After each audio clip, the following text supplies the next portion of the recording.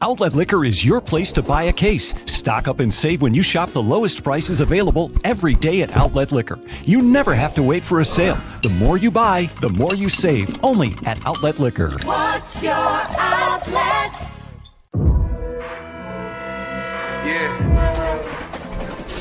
Bills Mafia. Don Brown.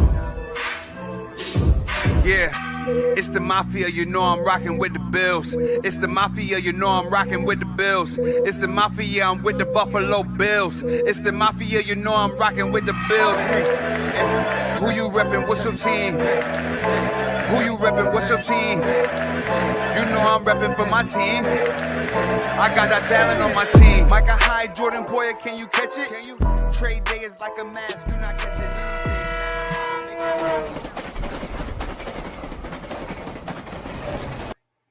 Folks, welcome to a brand new episode of the Crowd Assist Podcast, Buffalo Bills pregame show, Detroit Lions preseason game. This is a great day to be alive. Football's back finally. I don't care the other preseason games that happened. Mac Jones looked like a Mack truck last night. Didn't look like a real quarterback. We got the best quarterback in the AFC East that's playing in the preseason. And that's Mr. Trubisky, baby, but we'll get into him later. Thank you, Kurt Haumesser, for being here. BUF Rumblings, Laces Out, Fansided, so many things that he does. He's a busy guy, so love that he took his time to be here. Meerkat, Kevin with me, as always. And, of course, Outlet Liquor here with us every week, as they usually are. They got the QB1s. They got the spiked Loganberry seltzers. They got everything you need, whether it's wine, spirits, seltzers, you name it. The place to go for a Bills game night like tonight. So get yourself over to George Urban Boulevard in Depew just to make sure that you're ready for anything tonight, because anything can happen. It's the Bills preseason. Kurt, we haven't caught up with you since our draft night special back in April.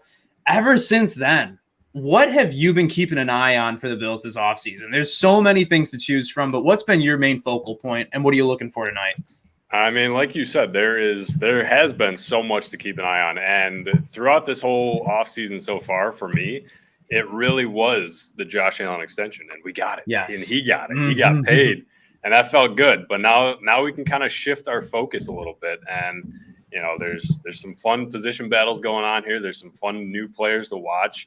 I think the most important position group that I'm keeping an eye on, especially tonight and all preseason, is that defensive line, especially the defensive end position, because it's been rough. It's been weak. It's probably the weak point of the team, and they really addressed it this offseason. So there's some new young guns up there, and I'm excited to see them go tonight.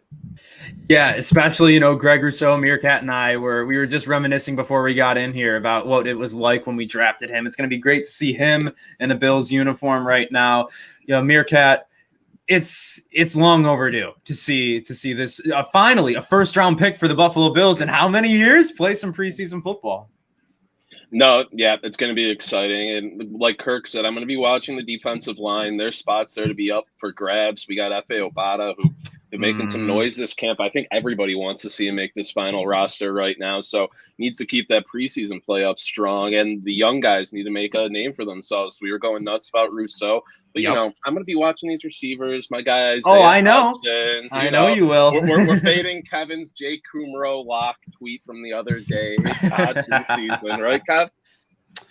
I don't think we can fade Kumaro at this stage, guys. I don't think there's any fading of Kumaro going on here. I think Kev, I'm on your side. I'm with you. I think he's a stone cold lock. Stone cold lock at the position with his special teams ability. But I thought more importantly than that is the not playing group. I mean, it doesn't tell us. Let's get into that. Yeah, doesn't tell us too much other than they. But the Taiwan Jones, they don't being a healthy scratch. For injury purposes. Yeah, he's absolutely a lock. Yeah. Yep, he's absolutely a lock. So that's interesting. I think that really puts a final nail in the 7 receiver argument for anyone who thought that they were going to go that route. Now it's truly a Kumaro battle versus everybody else in the wide receiver room. With his versatility, his moxie, his well receivedness across the league, I just don't think that he's going to end up on waiver wire. So I think that Jake Kumaro is someone to watch tonight. will he start? I don't know. I didn't see Diggs. Does anyone know what's going on with Diggs tonight? He's in a suit. He's in a suit and tie, and he would still be the best receiver on the field. Yeah. But he wasn't in the group, so he was just like, yeah, I'm not even warming up. He was just like, I'm Gucci. Like, I'm not.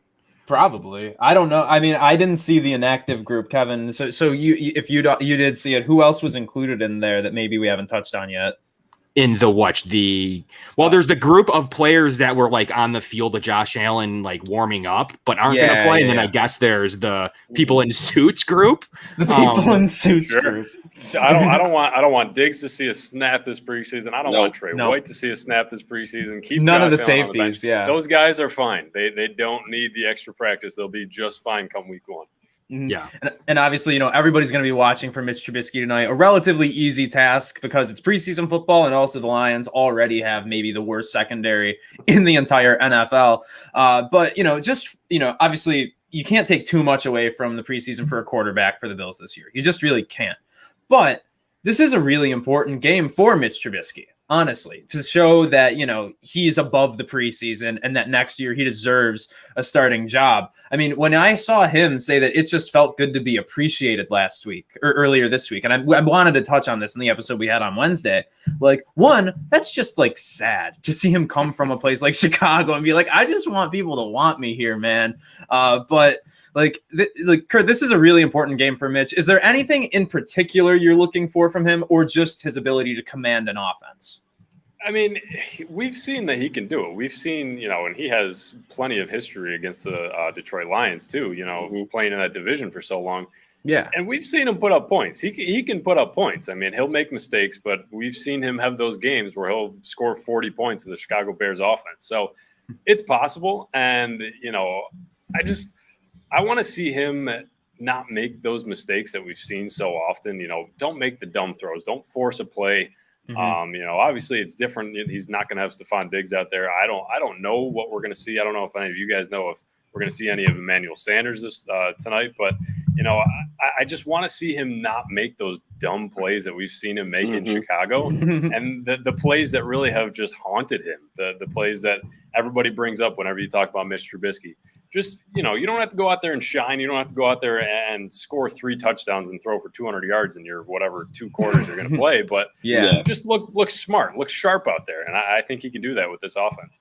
And obviously we probably won't be seeing Zach Moss tonight because of, now he has a hamstring injury, had an ankle injury, another injury riddled preseason, kind of going in from last year. It's dangerously close to the point where Devin Singletary is kind of running away with RB1 with how he's been playing in camp.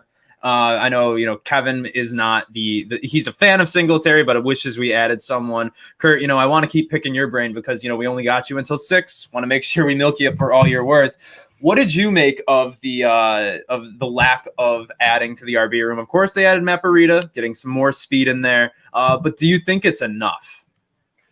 I don't think it's enough. And, I've been on record. I've said it many times. I'm not a huge believer in Devin Singletary as RB1. I hope he proves me wrong. I mean, the guy looks like an absolute beast now this year. So maybe he proves me wrong. But I think they'll be okay. I don't really love the term running back by committee, but that's kind of the way that they're going here.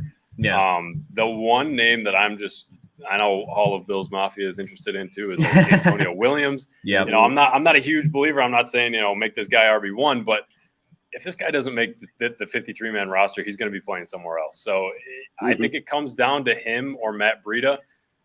If he can beat him out, sure, that's great. I mean, those are 3 interesting running backs to have on the roster. But like I said, if he doesn't make this 53-man roster, somebody else is going to scoop him up because he seems like he's got maybe a little flash of that special player. Kevin, are you worried about losing Antonio Williams on waivers? No, not really. No? Really? So?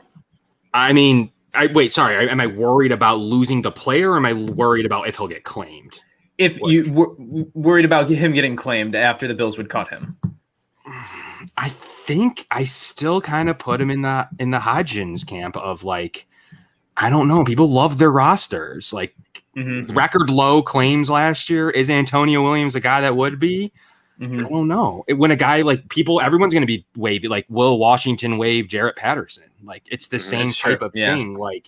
Everyone's going to want their guy through through to the practice squad. And if he is waived and claimed, I mean, I think in the Bills sentiment, it's going to be like, okay, I'll just claim Jarrett Patterson then, or, whatever, just like they did last year with Foster and Kumaro. I mean, I'm not, the roster is really good. I'm not super worried. I could see him being wanted for other practice squads. I don't know that he's going to be a guy that's claimed to an active roster, using roster spots and everything else. I don't know that I see it, but even if I did, I'm not worried because, quite frankly, then you just go get Jarrett Patterson or you go get whatever your ranking is on those guys. But the big preseason could change it, guys. I mean, it really could.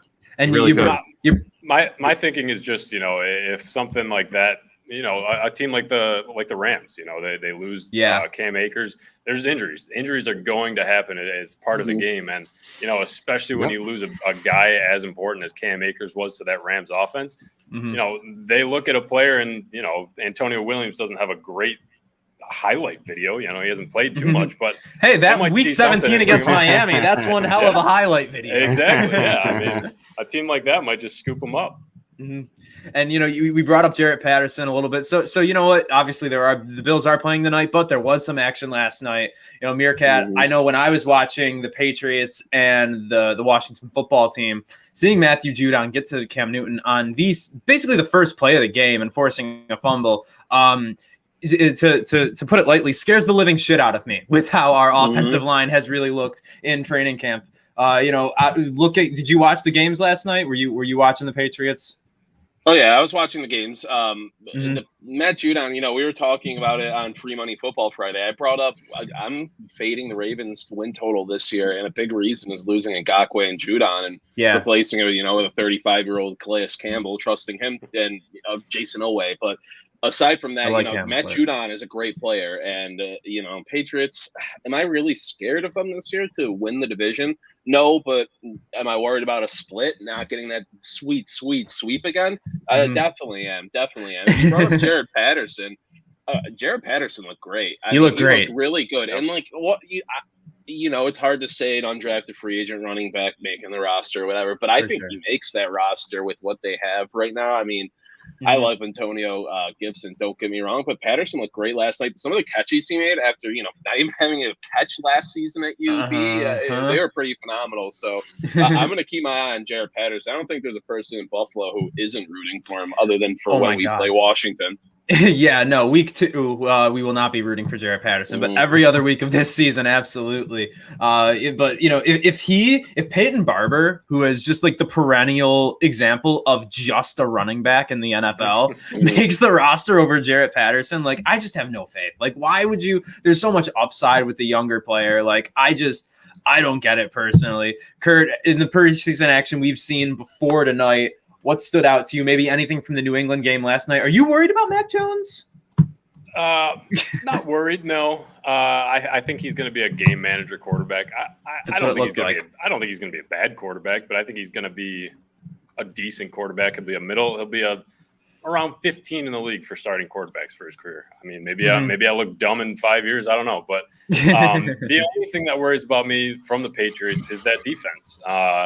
It's a good defense, and it's a well-coached defense, and it's always been well-coached. It's always been good. They still have Stephon Gilmore. Now they bring in Matt Judon. I mean, it's a good defense, and even for a great offense like the Buffalo Bills, they could bring some trouble. So, Meerkat, like you said, I might be a little worried about a split. It's not easy to sweep the whole division again. Yeah. So, the Patriots will win some games off that defense alone.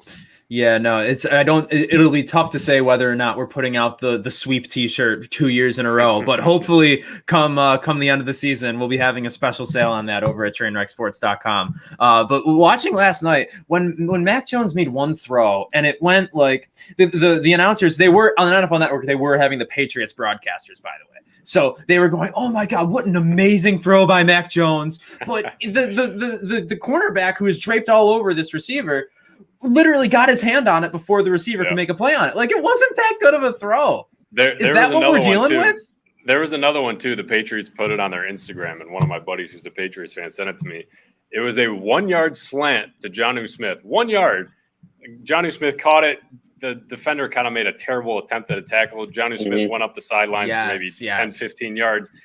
And it's like, okay, Washington just had a terrible attempt at a tackle, caught a 1-yard slant and ran for 10 yards. I mean, sure, preseason, I guess. But it's like, I mean, credit where it's due. His first throw was actually a good throw, and it wasn't actually a completion, even though it was. And Bill Belichick didn't challenge it because he wanted to throw more shit at his young quarterback. I don't know, but man, I'm not overly worried. He had like 19 attempts and under 100 yards. If I doubt that that's what we're looking at, I bet that this is really just like, it was a, let's get him confident in the pocket kind of game, get him used to getting the ball out quickly. It reminded me, I texted my one group chat, it reminded me a lot of just a Tom Brady Patriots offense where he just throws the ball before anyone has a chance to get to him. And so, that kind of brings the importance back to the Bills defensive line. Our big thing last year was that, we were winning a lot of pass rushes, not finishing the job. Tonight, with a lot of young guys, F.A. Obata, that's something we really, really need to look for. But also on the defensive side, cornerback 2. Kurt, Dane, Levi. It looks like Levi is kind of 80% locking that spot down right now. Do you think that can change based on what we see tonight or for the rest of the preseason? I don't know. Kevin's shaking his head over there, but I think it's Levi's spot right now. I would be surprised if Dane Jackson slides into that role come week 1. I mean, Levi would have to do something pretty drastic to lose that spot, I think. But who knows? I mean, maybe Dane Jackson comes out here and just lights it up. I would love to see it. I'm sure all Bills Mafia would. But I think the Bills feel more comfortable going into the season with Levi Wallace. He's been there. He's done that as CB2. I'm just not sure they trust a 7th-round pick to be cornerback 2 across from Trey White right now. But I did find it interesting that on the Bills' official depth chart so far, they have Rashad Wildgoose right behind Trey White on the depth chart. So I don't know. I mean, I would love to see it. I think it could be. I think that's going to be maybe an underrated, fun battle to watch the secondary for the preseason. Yeah, no, I mean, we have the Rashad Wildgoose, Paul Gostad shirt, a new goose is loose. So, hopefully again, all these great shirts, I hope we just have reasons to put them out there. It feels like a great season that, it's the first time that we're in our lives that we're entering the season as a Bills fan where we're defending AFC champions. And so, that just kind of makes, and it's the preseason and it's really unimportant. But to any of you, does that change the way we're looking at the preseason here? Like, how are we just from a fundamental standpoint looking at it different than we have years past? I'm seeing it. Okay, go ahead. You're good. I was just saying I see it as like more, not even like where you're finally, trying to get the dress rehearsals for your starters as much as it's going to be these camp battles coming to fruition and these final roster spots being won. Because, I if we see Josh Allen in all this preseason, I'm going to be shocked. Like these guys, just with, the shortened preseason, everything going on around the league and stuff. After last year, I think, they're going to play it safe and kind of use it more as like auditions for guys than trying to, have all the starters out there getting reps together. Yeah, and I don't think it needs to be perfect when we see Davis Webb walking out on the field to lead the charge, but it needs to be crisp. These guys are a favorite for a Super Bowl position, and you don't want to go out there and make dumb fundamental mistakes. So whether it's the 4th string guys, whether it's the 3rd string guys, just make it crisp. You represent the team. You guys are a favorite for a Super Bowl this year. Mm-hmm. And I feel we did learn a little bit about new rules for the international pathway programs players. It sounds like Christian Wade if he is not put on the 53-man roster, which he kind of definitely won't be, he doesn't have to stay in that spot. Now, this is really just more of a fun thing, a speculative thing. Is there any shot we see him at some point in the regular season? Obviously, injuries would have to come about. Think that, in my opinion, I feel like we would probably sign some guy off the street before we even see Christian Wade in some regular season act. I don't want to put a damper on the guy before the regular season starts, before preseason even starts. But, should we kind of not overreact what we see. I think, what we even saw in the postseason last year, thanks to you guys breaking the Devontae Freeman news, but they brought in a guy like Devontae Freeman before they trusted somebody, from the practice squad to bring in. So I think you're kind of right on that. If there are some pretty severe injuries, knock on wood, hopefully there's not, but if there is, maybe, he's been in the organization for a few years now. Maybe they just want to check him out and see, this is your last shot. But like you guys kind of predicted and broke the news last offseason, I think we'd expect to see something like that first. Yep. Before we keep going here, another sponsor of the Buffalo Bills pregame show on Crowd's podcast, Picasso's Pizza. They got locations all over the Buffalo area, Williamsville, West Seneca, everywhere that you want to get pizza. There's probably a 15-minute drive to a Picasso's Pizza near you if you're in the Buffalo area. I'm getting Picasso's tonight. Oh, so there we go. Cup and char pepperoni. Meerkat, break down your Picasso's order for this evening, please. So I won't give tonight's order because I'm splitting it with a female, so it's a bit different, and I don't want to get judged. My order is just cheese, pepperoni, well done, extra dust. The dust is what makes the Picasso extra dust. The dust, and that's what we want. Extra dust, well done. Those burnt, crispy edges, it's to die for, along with the chup and car pepperoni. Chup and car. I'm interested to hear what that order is going to be tonight, but I guess what's the order tonight? Yeah, come on. It's nothing. It's just half cheese, half pepperoni, well done, no extra dust. You're playing to the room. Right. Yeah, no, that's totally okay. No judgment here, but Kurt, we know you got to get out of here around 6 or so. So before you go, I'm going to ask you three things, okay? A surprise cut, a surprise guy to make the roster, and a Bills regular season win or record prediction. Okay, surprise cut. I'll go with that one first. I don't know if it's a huge surprise because right now this team is, the starters, the guys that are going to be on the team pretty much. But I would say maybe a surprise cut is Harrison Phillips. I don't want to see it happen. I don't think Bills Mafia wants to see it happen because he's such a great guy. He's done a lot for the community, but of course, it just seems like there's not really too much room. And I think he could be the odd man out if that needs to happen for the defensive line. Definitely has a short leash this season too. It's a big season for Harrison Phillips. So yes, yeah, it's a good what was call. The second question? Surprise, make the team, right? Yeah. Okay. All right. I don't know if it's a surprise anymore, but I mean, Kevin and I touched on it. I think Kumero's a lock. I really do. I think he's on the team. I think that he sees some regular season snaps frequent too, because we saw him last year. I mean, we saw him in the Denver game. He caught the touchdown pass, and I think that was just a taste. I think they like what this guy can bring. I think that Josh Allen likes to play with him. I know Aaron Rodgers liked to play with him, so sorry, Aaron. But, so does the rest of the NFL. How great, right? Exactly. All right, so I forgot the third question already. Record prediction for the year. Record prediction. I'll give him 12 wins because I'm an optimistic guy. I'm going to say 12. It's not an easy schedule, but if you're going to be the best, you got to beat the best. And we've already seen it happen with the Indianapolis Colts. That's a team on the schedule.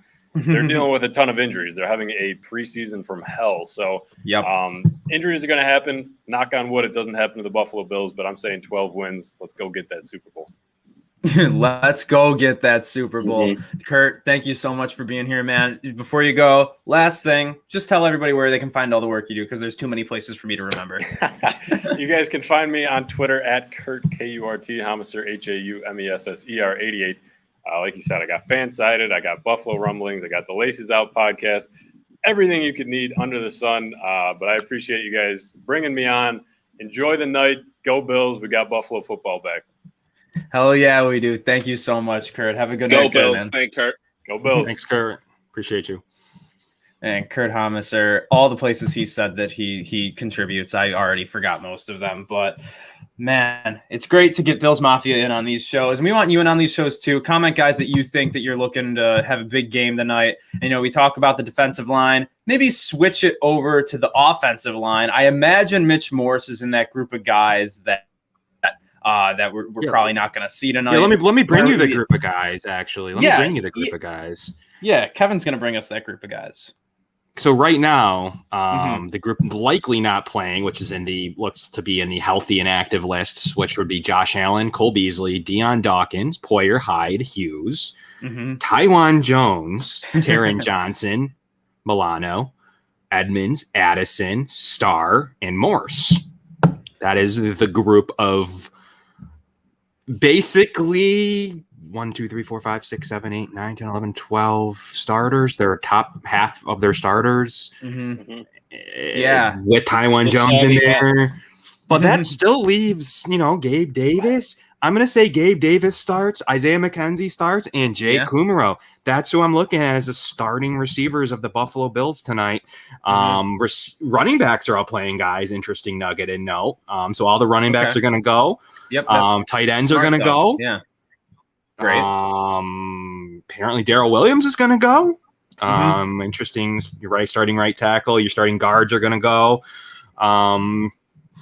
It's a fairly okay offense for game one, playing it safe. You're still going to have plenty of talent out there. It's going to weed out quickly when those guys get off the field because you're already taking off 1A, now with, 1B or whatever you want to call it. It's going to thin very, very quickly here. Upper second teamers that are going to start today, upper second, lower one tier. So, it's going to be weak in the second half, but in the first half, you're going to get a lot of starters. You're going to get a lot of good play. And, I'm looking forward to seeing what the offensive line can do. I think there's guard spots to be won all over the place. I think both guard spots are to be won. Yeah. What about Forrest Lamp? They left him off the official depth chart, which was weird. I saw. Then they threw him in as the third. Interesting. He is questionable. He does have that injury going on right now, so maybe. But ESPN has him as active. So yeah, Forrest Lamp's a guy to watch. Do you know what I'm looking forward to? That you kind of touched on. You brought up Trubisky. Obviously, we want to see Trubisky show some confidence and all of that, but I think he only plays the first half because, let's be real, he's still invested to him. He's still a huge asset here. He doesn't need to be playing.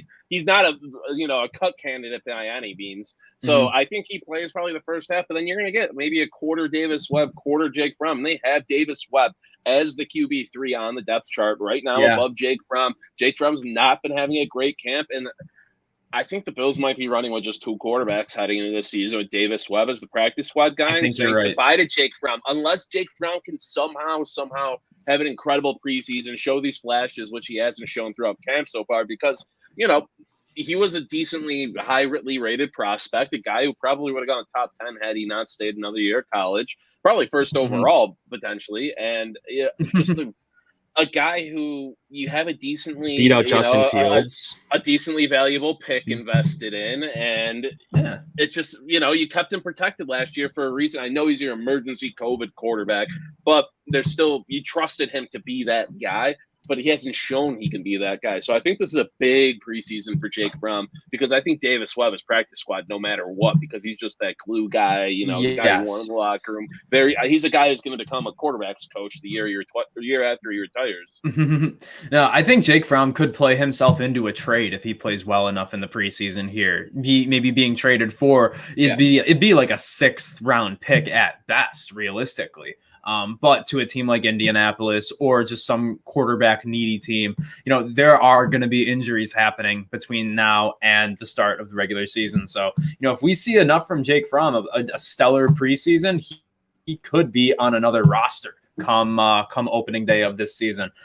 Some guys I'm looking at, I know that AJ Klein and Matakevich are making a lot of money, but that third linebacker spot is definitely to be won. I know that there aren't a lot of times where 3 linebackers are on the field, and that's obviously probably because AJ Klein and Tyler Matakevich were our third linebacker last year. But Tyrell Adams and Tyrell Dotson, even Joe Giles Harris.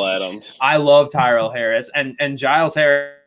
Is someone who's had an underrated camp so far. Every time I read an article, every time I listen to a reporter, anytime I just see a throw-in at the end of a tweet, oh, by the way, Joe Giles Harris looked good too.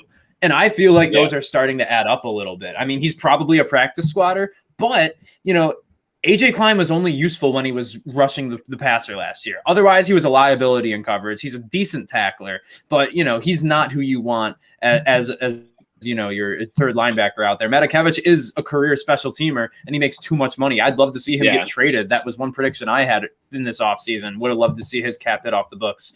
And if Giles Harris, Dotson, or Adams, or maybe two of the three give us a reason to, Matakevich could be a cut candidate possibly this year. Adams is a guy who had 120-something tackles last year. He's not old. He's experienced. I don't rate linebackers by their number of tackles. Because it was a product of that terrible defense that can't get off the field. Exactly, but still, he's got the play. Some of his advanced numbers aren't that bad at all.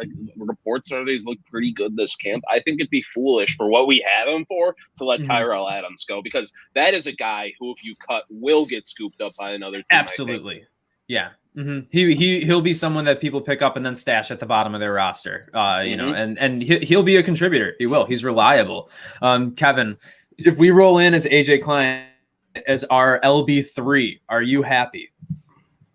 I mean, to me, he's an LB3. I mean, that's what he's not an LB. Like, I get a little more nervous as he climbs the ranks of LB2, LB1 at points last year. No, that was terrible. He's an LB3. You can survive with him as LB3. LB2 on a one-game basis, maybe if Milano or Edmonds is out, with the other player in, helps him. With both of them out was a train wreck. So personally, guys, I am okay with AJ Klein. He's a special teamer first, but a name to watch, and as you played the game with Kurt, was Joe Giles Harris. I think he's making his way onto the roster as another name to watch for tonight that I think would be my surprise make candidate. And I've heard fairly little about him so far. Is Elijah Griffin, undrafted free agent. I had him in the low hundreds of a rank. I actually had him above Wild Goose on rankings lists and on scouting reports.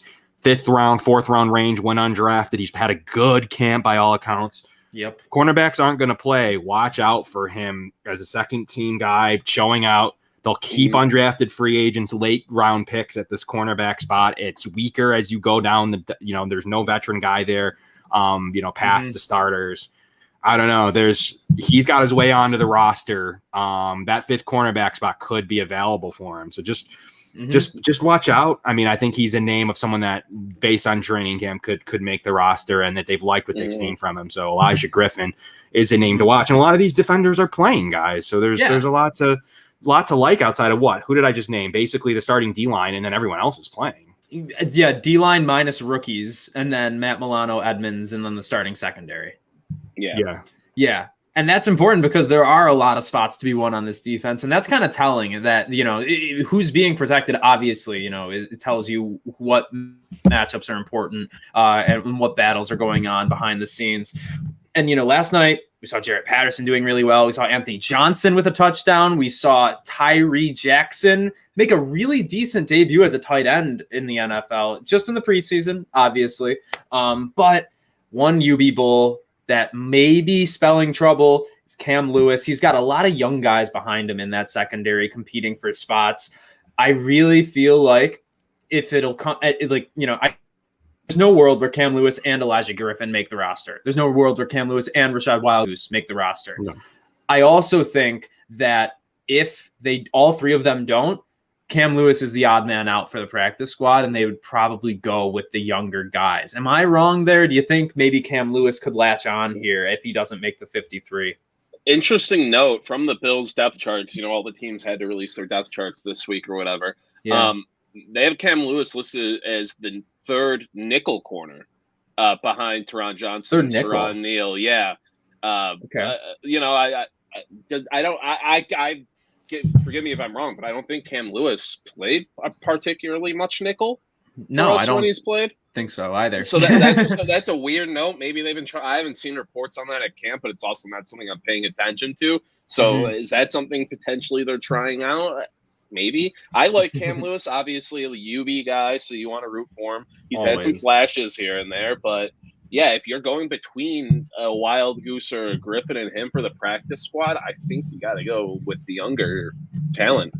Yeah, of course. And, other young talent. We've basically gone around the roster like we usually do on these shows, but haven't really touched on guys like Spencer Brown, Tommy Doyle. The starting tackle spots are probably locked in between Dawkins and Darrell Williams. But Spencer Brown is, I think, the clear,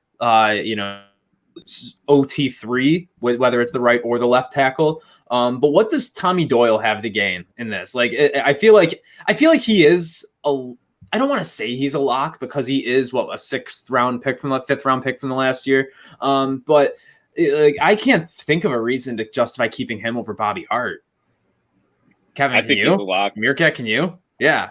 From all reports, he filled in as the first team left tackle a lot, without Deion Dawkins. And McDermott said he liked how he looked. He's a big dude. He's physical. He's athletic.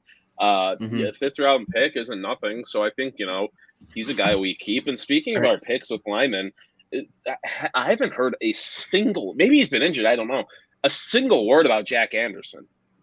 I also have not. Kevin, have you heard anything about Jack Anderson? Yeah, he struggled from what I've heard. Yeah. That's unfortunate. Yeah, I don't. He's listed as right guard 4/5.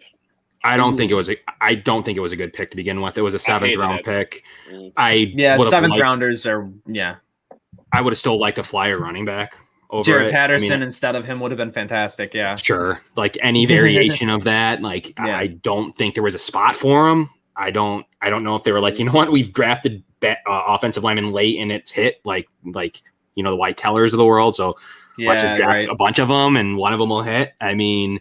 I don't see a spot for him. I think he's just a priority practice squad guy that they want to develop further. So I've just always written him off to the practice squad. And Cam Lewis, a guy I think as well as a priority practice squad guy. He knows the system. You can call on him in a pinch. He's probably one of their top end practice squad guys they're looking for. But I still think he's an injury away from the roster. They love him. I mean, they like him more than even, I thought they would. So I think they love him there. So a Neal or Taron Johnson injury, and he's on the roster.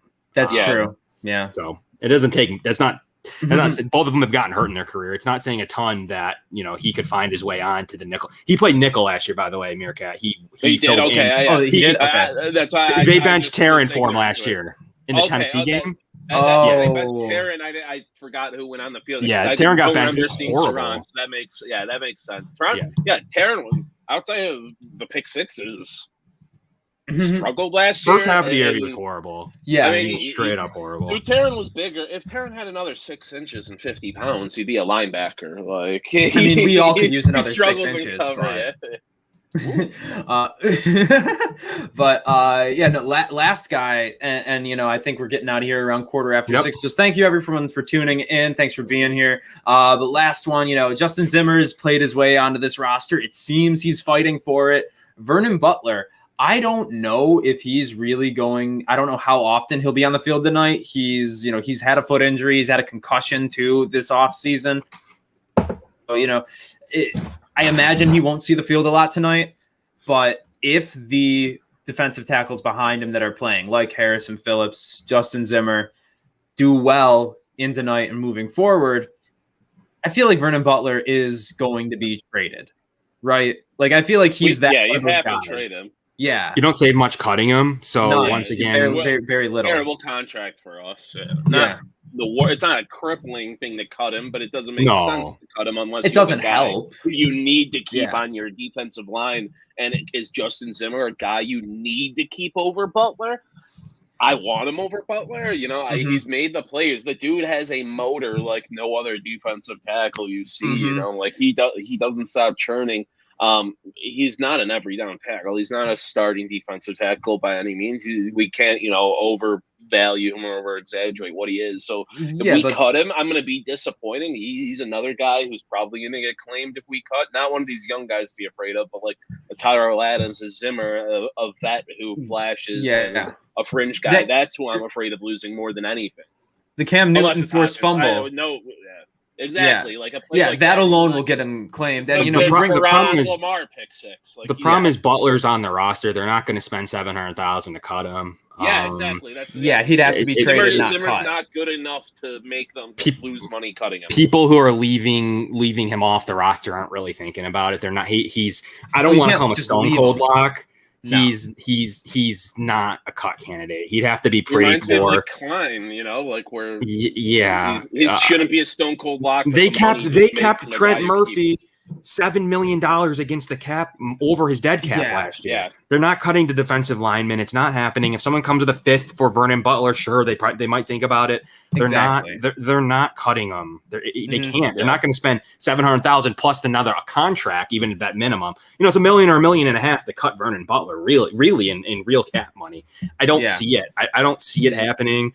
No. He's on the roster, unfortunately. I think he'll be better with other guys that are going to be playing this year. He won't be as relied along as much. So I don't know. They want to see him on a 1-year basis, just like they do Addison. Still, if you want to look at someone, it's whatever they're going to do with Hughes. I mean, that's it. I mean, it is what it is. But that's what they're doing. It's no one else on the D line, unfortunately. And they're either going to keep too many with that extra quarterback they're not going to keep potentially, or they're going to have to cut someone like Darryl Johnson. They can't have Kumaro. They can't have Tywan Jones. They can't have Giles Harris and all these other guys that potentially make a special teams, including Klein, and then still keep Darryl Johnson. I'm sorry. It just runs out. So it just runs out. And of course, we'll have more clarity on this after tonight's game against the Detroit Lions. Thank you, Picasso's Pizza. Thank you, Outlet Liquor. Thank you, Kurt Haumesser and Meerkat and Kevin, of course, for being here with me. As always, thank you for tuning in to Trainwreck Sports' official Buffalo Bills pregame show. Until next week, though, this has been the Crowdus' podcast. Good night now.